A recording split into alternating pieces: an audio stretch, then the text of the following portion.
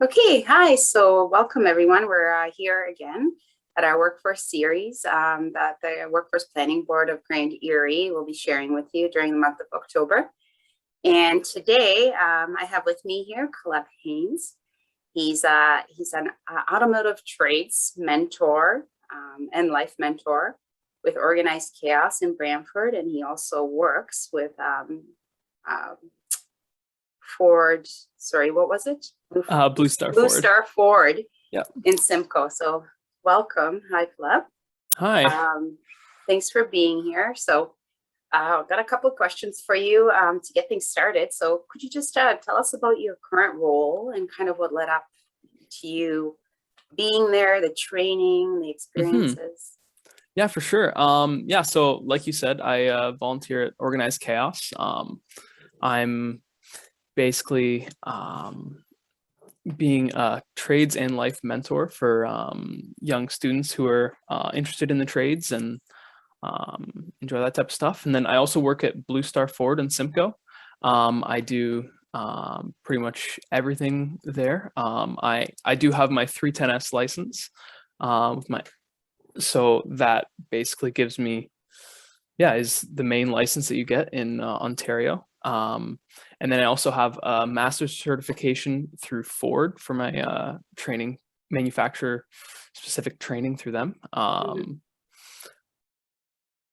Yeah, so and before that, pretty much I was in high school. I came right out of high school. I did an accelerated OEAP program through Mohawk in grade 12s, and that was a huge boost to help me get where I am. Oh, that's good to hear. We certainly, work with the OEAP programs in our region, and nice to always hear that somebody was inspired through that and followed one of the trades. So yeah, they're very interesting. And so that's kind of actually not an extremely long path for you so far, and you've done so much. So congratulations, that's wonderful, and for your work with Organized Chaos as well. It's such a beneficial organization in our community. Can you kind of talk about what the potential for growth you see in your position and going into the future? Yeah, it is a great industry. Like I was saying, like there's the biggest thing about it is that it's not going anywhere. We have, the only thing that's happening is we're getting more cars, more things to work on. So there's always going to be stuff needing fixing and stuff like that. So one thing is it's never going anywhere. And a lot of places have, different things that you can go into after. So you may be a technician for 5, 10, 20 years, and then you end up transitioning into a more of a manager role, or you end up opening your own business and running it as a shop owner. There's so many different ways you can do it. It's and then even at certain dealerships and certain workplaces and stuff like that, they even can move to a flat rate pay structure. So you get paid by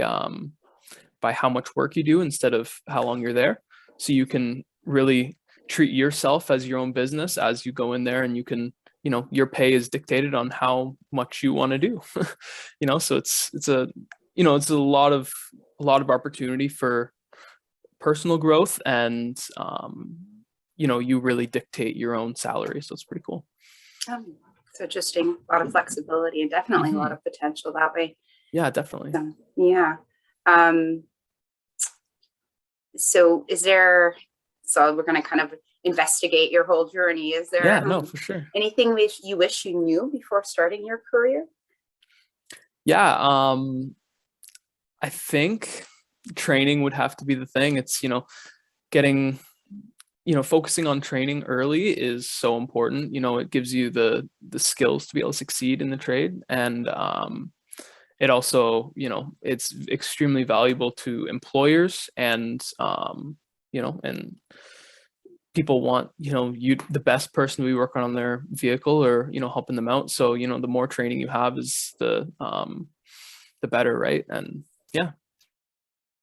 So that's just definitely something that's probably then passed on to young people through organized chaos, having them started early in Definitely. acquiring some of these skills. Yeah, like giving giving them the fundamental skills is, it's big. So giving them a jump start. So very good.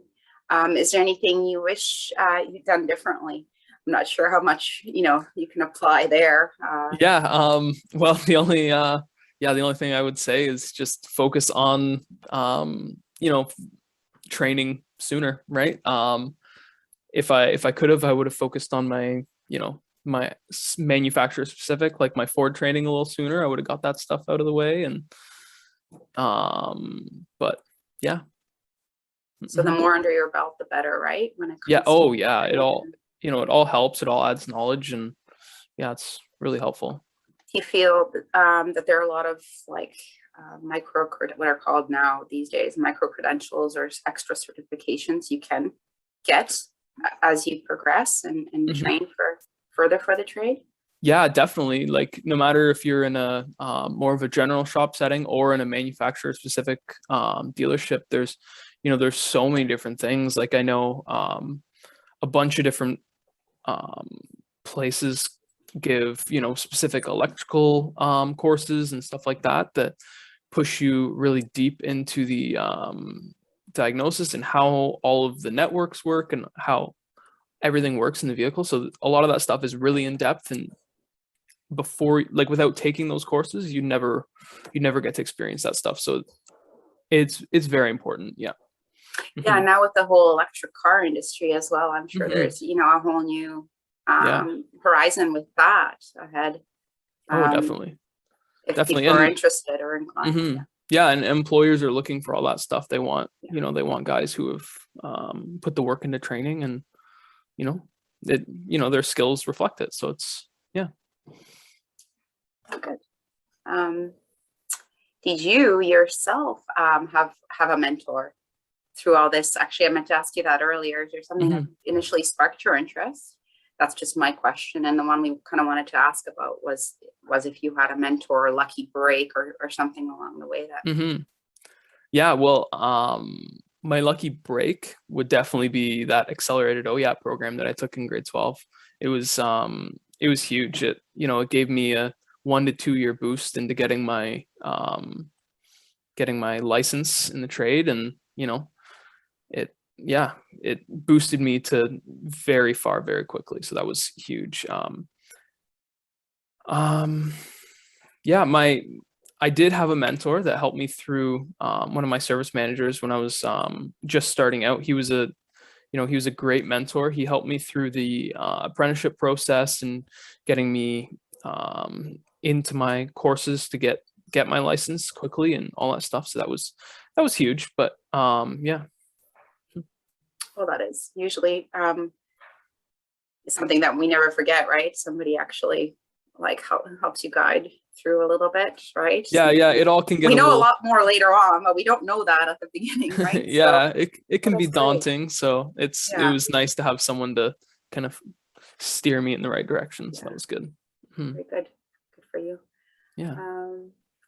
So if you could go back to high school, which from when I maybe wasn't that long ago for you, but is there a piece of advice you would give yourself? And this could be more general, yourself, as far as, exploring your future, yourself, or to others, as you actually do in your mentor role right now. Well, it would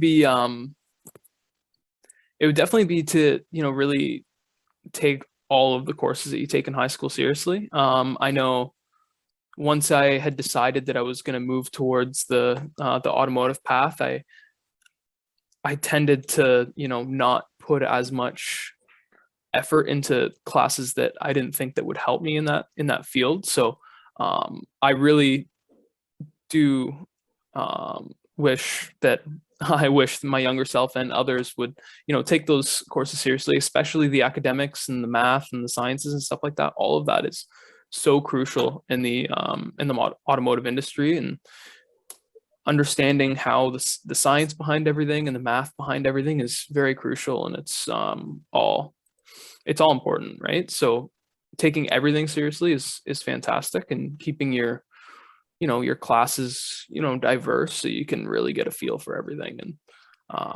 And again, if you get an opportunity to do a accelerated OYAP program, that's definitely jump on that.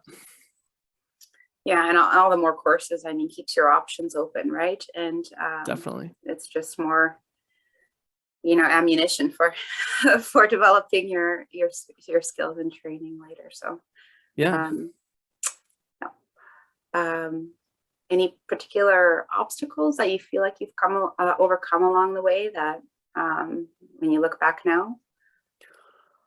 I think the biggest thing was going through my first kind of 2 years of going through my apprenticeship. It was pretty daunting looking at trying to get all of my training and understanding all of those different things, and all of the different training that I should be doing, and while putting in, the right amount of work at my job and doing all that type of stuff. So what really put me ahead too was just putting it first, putting my training and that schooling first, right? So if I, for example, if I needed to take a lunch break, instead of relaxing, and maybe I should be spending it talking on the phone with the apprenticeship offices, making sure I was on the list to get into the next semester of school and stuff like that. So just kind of putting all those things first was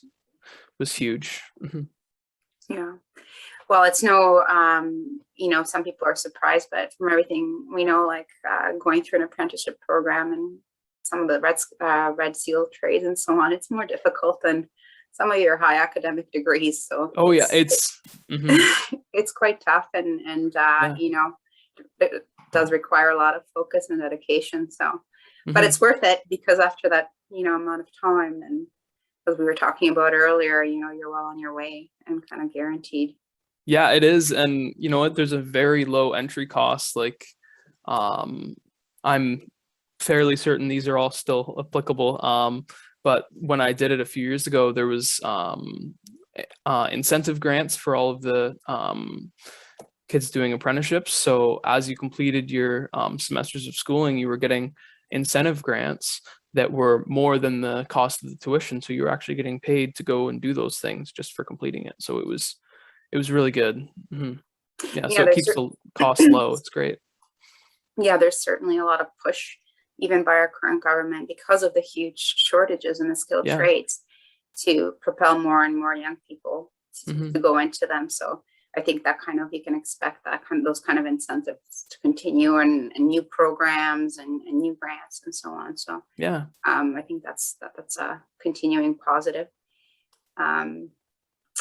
Yeah, so good stuff. One last kind of question, more of a big life question. Again, returning to what advice, would you give to young people to be able to keep or develop like a work-life balance, which has come up, comes up in our lives as well. And what about in your particular industry? Yeah, definitely. I mean, I think one of the biggest things is living within your means, right? So it's a great business to get into, but one of the issues that I have seen guys in the business do is they get into it. They're young, they just get into it, and they get making really good money, and they end up overspending and getting a little too excited, buying a $20,000 toolbox and doing things like that, where it's like, you don't need all those things. You gotta live within your means, and to keep money stresses aside. Like, you make very good money, it's easy to live a very healthy and full life, right? So I think that's important, having the patience to build a foundation.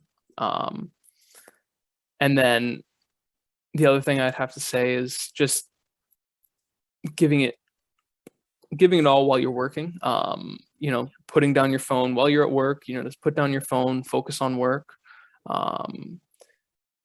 get your jobs done, do your stuff, and then once you're done, then you can relax and you can leave the stresses of work at work. But while you're there, is just focus on the work, so then you don't have to worry about it after the fact.